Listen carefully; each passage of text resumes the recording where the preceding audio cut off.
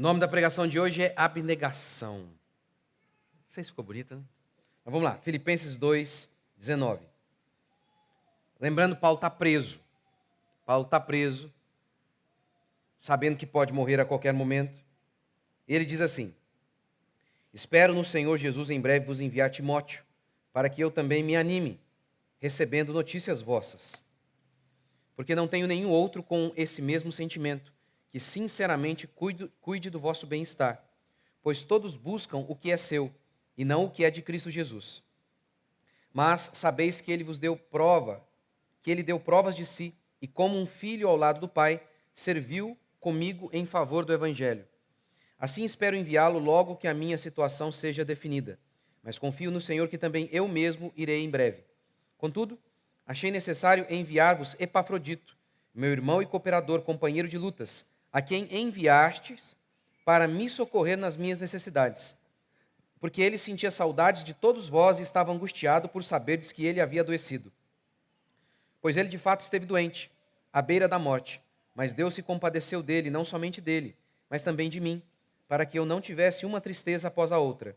Por isso, eu o envio a vós com mais urgência, para que vos alegreis vendo-o outra vez, e assim eu tenha menos tristeza. Recebei-o no Senhor com toda alegria e honrai os homens como ele. Pois ele chegou às portas da morte pela obra de Cristo, arriscando a vida para suprir-me o que faltava do vosso serviço. A gente está pregando aqui sobre o livro de Filipenses e eu dei o seguinte título para essa série: Tristeza e Ansiedade à luz de Filipenses. E eu quero começar dizendo o seguinte: muitas e muitas pessoas que vivem infelizes, nós sempre tentamos identificar as causas. Sem sombra de dúvidas, uma das causas da infelicidade geral da nação tem a ver com o fato de que elas não estão dispostas a servir o próximo, de que elas não estão dispostas a abrir mão de si mesmas e procurar o interesse do outro. O mundo, influenciado pela psicologia, inclusive as igrejas influenciadas pela psicologia, o mundo costuma dizer o seguinte: ame a si mesmo. É muito comum a gente ouvir a história de uma mulher que estava angustiada, vivendo muito mal, se arrastando na vida, e de repente tudo mudou no instante em que ela começou a se preocupar com ela mesma, diz ela. E a partir daquele instante, aí a alegria raiou, aí a felicidade voltou a brilhar na casa dela e por aí vai. É mentira. Isso é mentira. Isso é mentira. Isso é tão verdadeiro quanto aprenda inglês em 2 meses. Esse ame a si mesmo explica em muito porque a nossa geração é uma das mais depressivas de toda a história.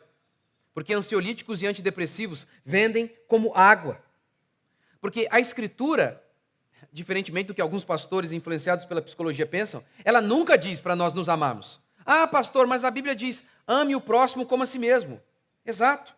Ame o próximo do mesmo modo que você já se ama.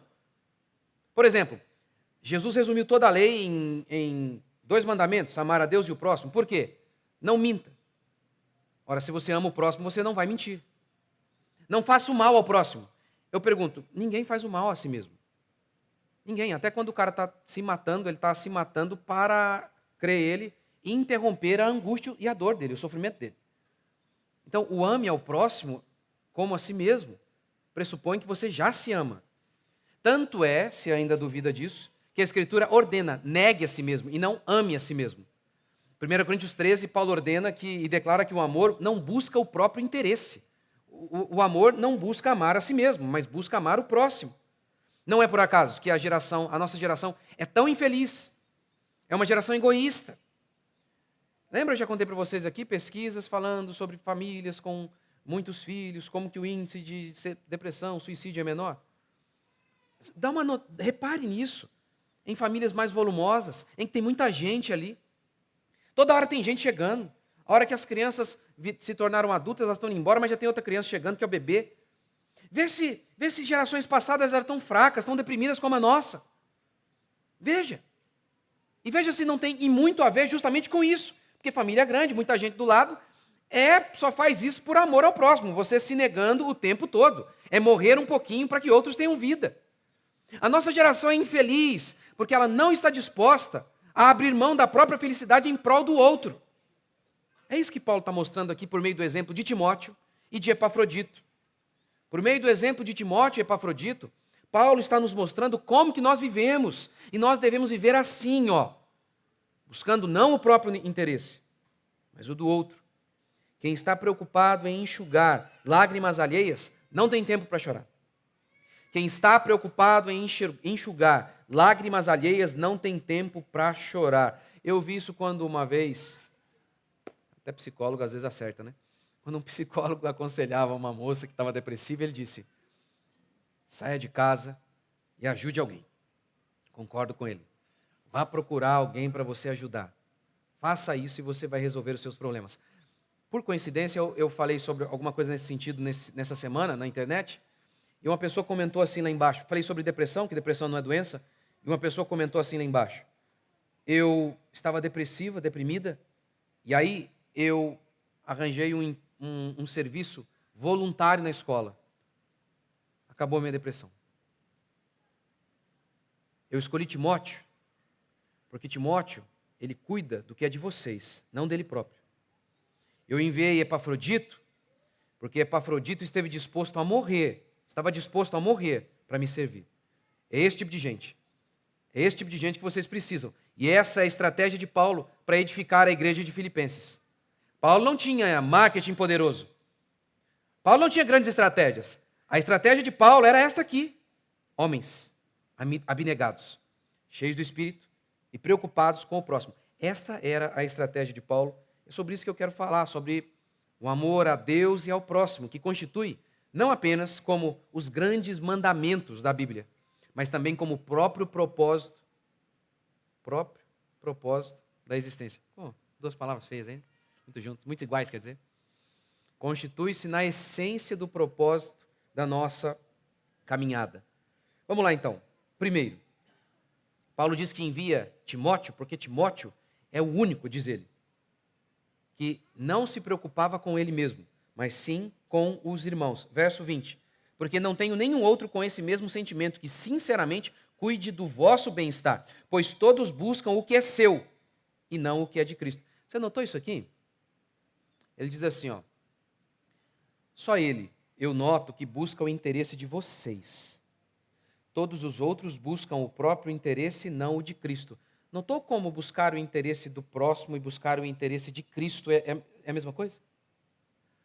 Ele é o único que está preocupado com vocês, não com ele. E está preocupado com Cristo. A causa de Cristo é a causa dos homens.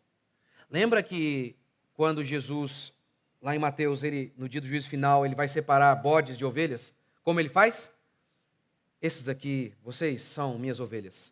Porque quando eu estive com fome, vocês me vestiram, me alimentaram. Quando eu estive nu, vocês me vestiram. Quando eu estive preso, vocês me visitaram. E eles disseram, quando fizemos isso? Jesus responde, quando vocês fizeram a cada um dos meus pequeninos, vocês fizeram para mim. Está vendo como que o amor a Deus e o amor ao próximo são coisas distintas, mas inseparáveis? E é isso que Paulo está dizendo. Eu enviei ele porque ele se preocupa com vocês, não com ele mesmo. Lembra de Jeroboão? Por conta do pecado de Salomão, Deus prometeu que iria dividir as tribos.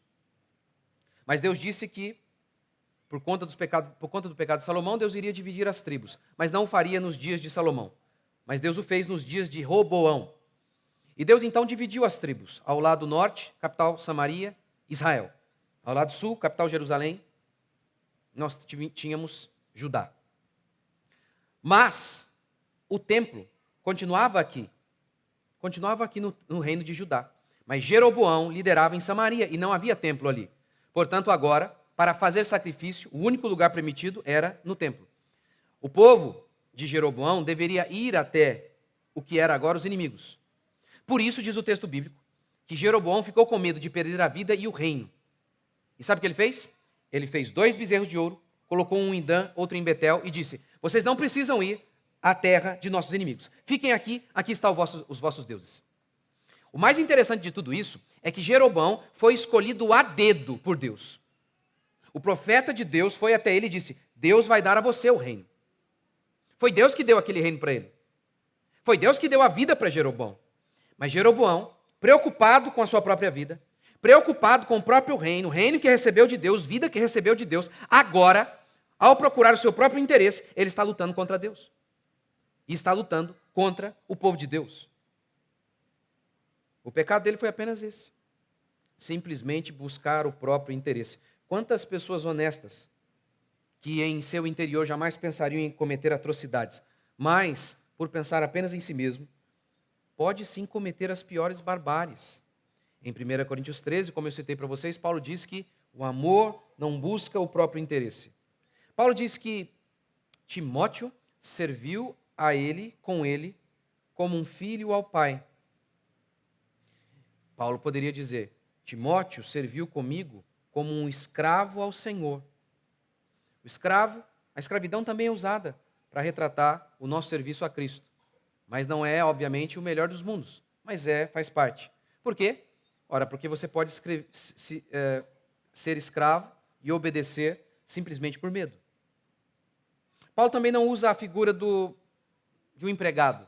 Timóteo serviu a mim como um empregado serve ao seu patrão. Vocês mesmos podem, em nenhum momento, amar o seu patrão, mas vocês o fazem por um outro motivo, para manter o emprego.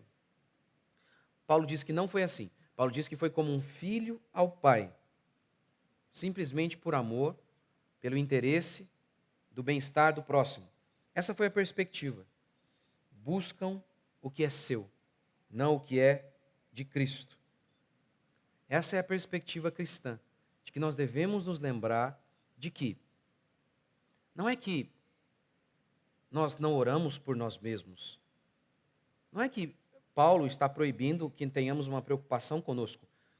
Por exemplo, Paulo vai dizer em 1 Coríntios 9 que, ao defender a si mesmo, dizendo que ele tinha direito de receber salário, Paulo cita, por exemplo, um boi e diz, a lei declara que nós não podemos amordaçar a boca do boi enquanto ele está lá arando a terra. Por quê? É desumano. Desumano não, né? É desbovino. É cruel.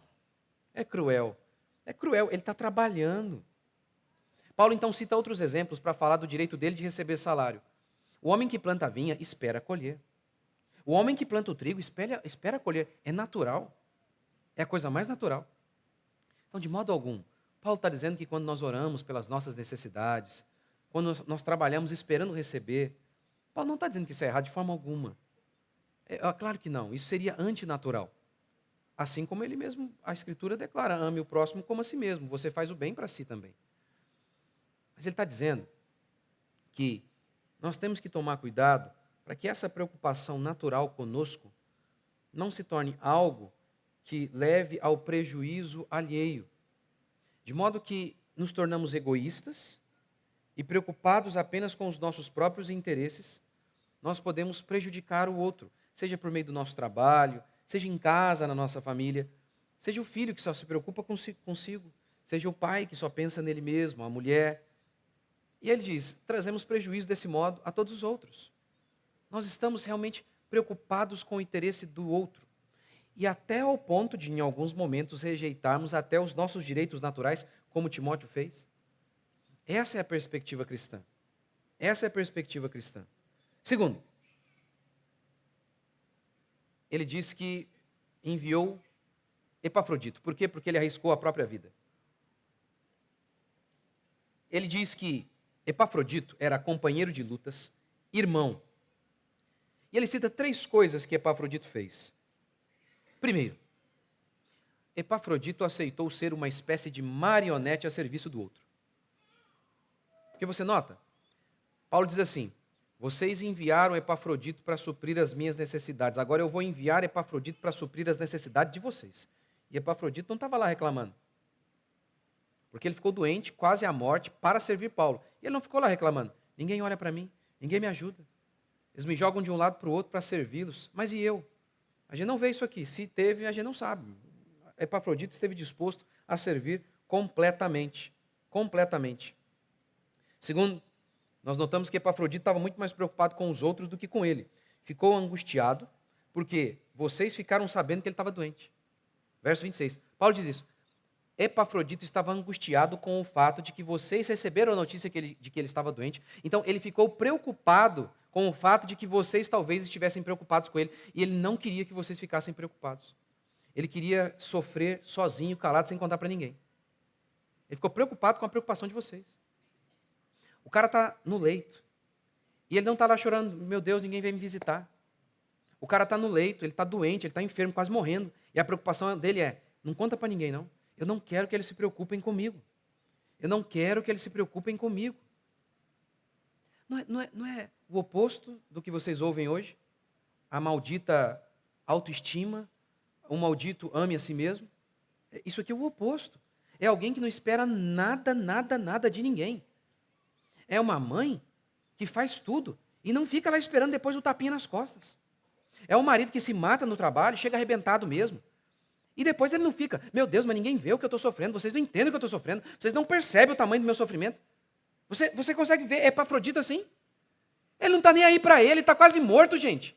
Ele está quase morto e a preocupação dele é com o fato de que talvez os irmãos estejam preocupados com ele e ele não quer que os irmãos fiquem preocupados com ele. Esse é o tipo de crente que a gente tem que ser. Esse é o tipo de gente que eu garanto para você. Não vai ficar chorando aí pelas portas, pelas esquinas.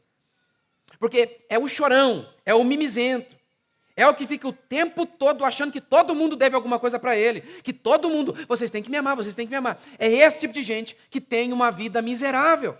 Agora, aquele que levanta cedo, que se gasta, como diz Paulo, pelo próximo, que morre pelo próximo, que está disposto a sofrer pelo próximo, sem esperar nada em troca, ele nunca está chorando. Sabe por quê? Porque ele não espera nada mesmo. Então, quando alguém dá algo para ele está no lucro, ele não esperava nada. Como é que ele pode ficar chorando? Quem fica chorando? Quem fica reclamando? Quem fica deprimido? É aquele que diz, meu Deus, vocês nunca reconhecem o quanto eu trabalho para vocês. Ontem eu estava lá servindo a igreja de Filipos, hoje eu estou aqui servindo Paulo, e agora eu estou doente, quem me serve? Não, Epafrodito, diz o texto, estava preocupado com a preocupação do povo. Eu não quero que vocês se preocupem comigo, deixe que eu me vire aqui. É assim que eu e você fomos chamados para andar. Faz o seguinte, trabalhe, dependendo do serviço, você vai ter algumas dores no seu corpo, que às vezes vão ficar para o resto da vida. Quando você ficar velho, vai ter que conviver com elas por conta do seu trabalho. Faz tudo. Não reclama, não choraminga, não fica dizendo, ninguém me ama, ninguém me ama, ninguém me ama, meu pai me abandonou. Não fica fazendo isso. Não faça isso. Não faça isso. Isso é anticristão, isso é burrice, isso é segredo, é regra para ficar deprimido. Terceiro, ele arriscou a vida para suprir Paulo. Arriscou a própria vida para suprir Paulo. Só Cristo pode nos recompensar. Cada dia eu tenho mais essa concepção de que só Cristo pode nos recompensar. Epafrodito está certo, ele não espera nada dos homens, nem mesmo quando ele está profundamente doente, quase morrendo. Nada. Como Jesus disse, faça o bem com uma mão e a outra seja cega, ou seja, não espere receber nada em troca, apenas faça o bem. Sabe por quê? Por exemplo, você que é mãe, só você que sabe, minha filha, o quanto que você abnegou pelos seus filhos, é só você. Mas quando seu filho ficar velho, ele não vai ter tanto tempo para se preocupar com você. Sabe por quê? Porque ele vai ter tanto tempo para preocupar com o filho dele que você... É assim que funciona. É assim, é a vida. Você vai ver. É assim.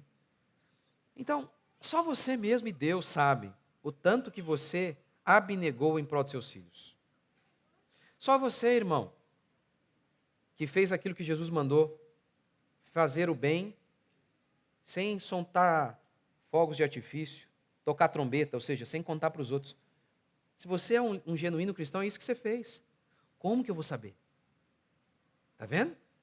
Para você fazer genuinamente para Cristo, tem que fazer e não contar para os outros. Está vendo? Como que alguém pode recompensar por isso? Só Deus. Só Deus. Eu, como pastor, também a mesma coisa. Só eu mesmo, de fato, sei o que eu abri mão. Só eu aqui no meu interior sei o que eu vivo. Então esperar que outros me recompensem é tolice. É tolice. É servir a Deus. E preste atenção aqui no serviço. Paulo diz assim: eu vou enviar Timóteo. Eu vou enviar Epafrodito.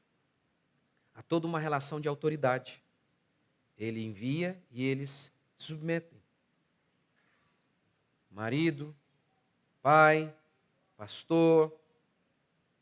Óbvio que aqui era um bom líder e enviou de maneira correta, mas essa relação de serviço na nossa caminhada não tem como separar. Vocês submetem ao marido, submetem ao pai, submetem ao pastor, sempre tem alguém para submeter. E aqueles que têm esse coração de servo estão dispostos a isso.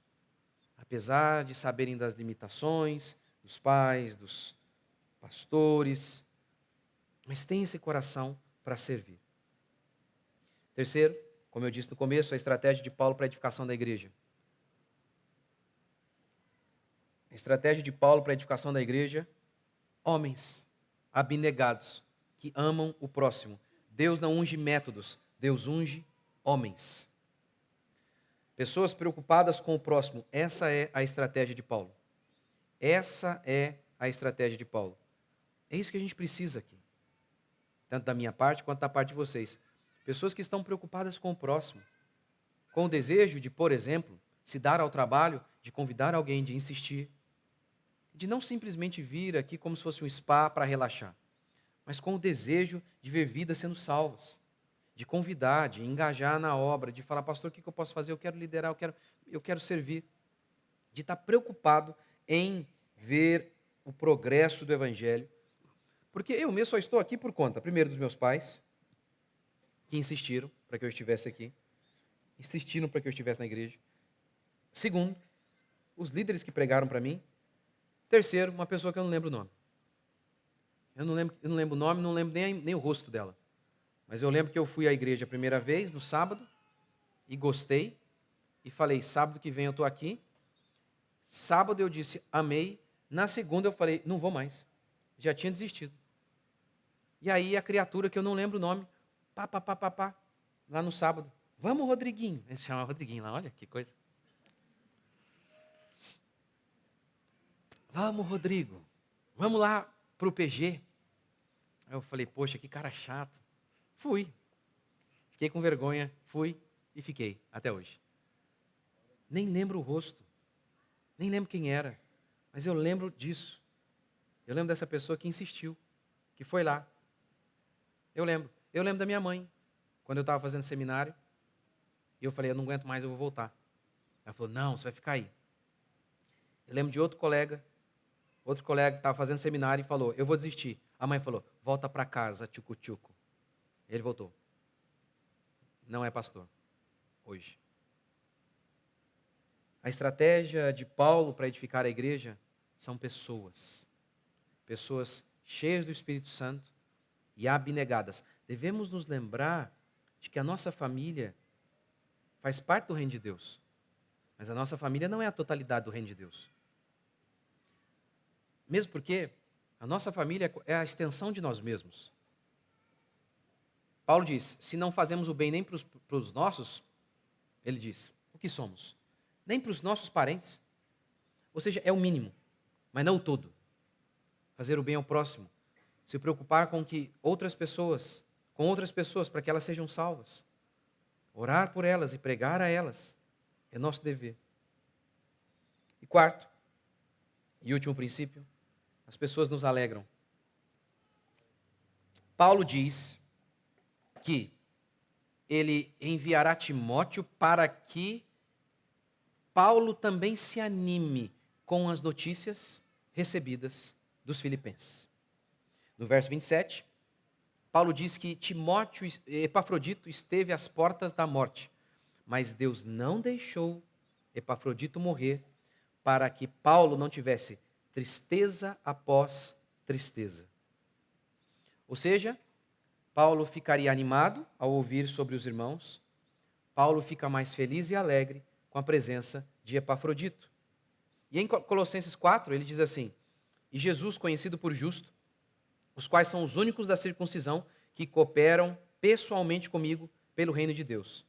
Eles têm sido o meu lenitivo, calmante. Está vendo, seus pastores da psicologia? Aqui, ó. Olha aí o remédio, está na Bíblia aí, ó. Segue aí, ó. Segue aí. Paulo está dizendo que aquelas pessoas seriam calmante para ele. Realmente as pessoas... O propósito da vida é amar a Deus e o próximo.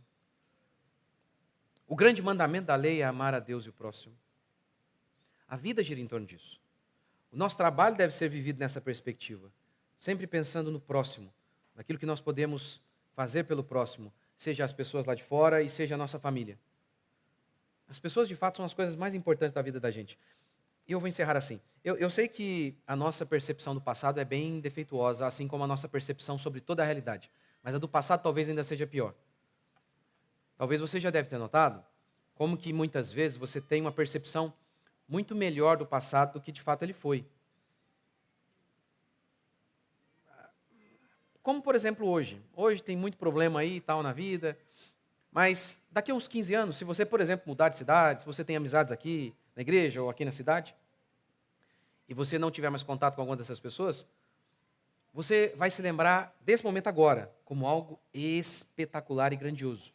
Agora é apenas comum, mas daqui a 15 anos, provavelmente é assim que você vai ser. Infelizmente, a nossa percepção da realidade, do passado, também é defeituosa. Nós tendemos a ver como algo maior do que de fato foi. Eu sei disso. Mas, de qualquer maneira, ontem eu postei no meu Instagram as fotos do meu casamento. Algumas fotos. E aí eu vi ali alguns amigos que estavam de padrinhos no meu casamento. E na época eu tinha quantos anos? 21, né? Casei com 21. E eram amigos muito queridos. Aí eu estava me lembrando, falei, puxa vida, que coisa maravilhosa aqueles amigos ali, como que a vida era tão boa, como que, de fato, o que a gente lembrava mesmo era da companhia, era da presença daqueles amigos, irmãos em Cristo. Era isso que valia a pena, era isso que de fato trazia alegria para a alma, e é isso que de fato ficou na memória, porque esse é outro elemento da memória também, aquilo que tem mais emoção, você memoriza mais. Aquilo que mais marca você, aquilo que mais mexe com você, é aquilo que mais fica fixado na sua memória. E mais facilmente você retira ela dos escombros do seu passado. E aí, puxa vida, eu pensando naquilo, aí um dos padrinhos, inclusive, mandou uma mensagem, poxa, eu estava nesse dia aí, já fiquei tão emocionado. Mas é isso que de fato é a vida. A vida se resume em Deus e nas pessoas. E as coisas, o dinheiro, é uma bênção. Nessa perspectiva, na perspectiva de que existem para servir as pessoas. Quem vive assim vai ser como Paulo. Está preso, está na cadeia, mas preocupado com o próximo. Não vai ficar choramingando. Quem vive assim, buscando o interesse do próximo e não o seu próprio, é esse que encontra alegria, porque Jesus não disse, aquele que perder a vida achará. Não foi ele que disse? Não é exatamente isso que acontece? Quando a gente está disposto a, por exemplo, a morrer para nós em prol dos nossos filhos, ou quando os filhos fazem o mesmo em prol dos pais. Quando nós fazemos isso, eu como pastor, os irmãos como irmãos, não é ali de fato que encontramos realização, alegria? Porque tudo vai passar, diz a Escritura, mas o amor permanece. E você deve se lembrar disso. Nem só de pão viverá o homem, mas de toda palavra que procede da boca de Deus. Jesus está dizendo que a vida humana, ela não é feita apenas das coisas materiais como pão. Nem só de pão, ou seja, precisamos deles. Quando falta dinheiro, é ruim sim. Não é verdade que é tudo legal, é bem ruim, é bem ruim.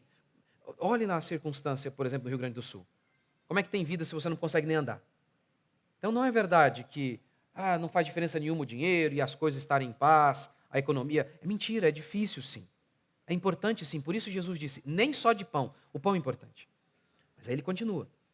Vocês precisam também da palavra, vocês precisam também do pão espiritual e de todos os elementos espirituais, porque vocês são espírito e são corpo. Vocês precisam de comida, vocês precisam de abrigo, no mesmo instante em que vocês precisam de justiça, de amor, de beleza e de todos esses elementos espirituais que preenchem a alma humana. Ou seja, as pessoas que inúmeras vezes estão aí infelizes, angustiadas, você pode ir lá, você vai notar lá um grauzinho de amor próprio, de egoísmo, de preocupação excessiva com si mesmo.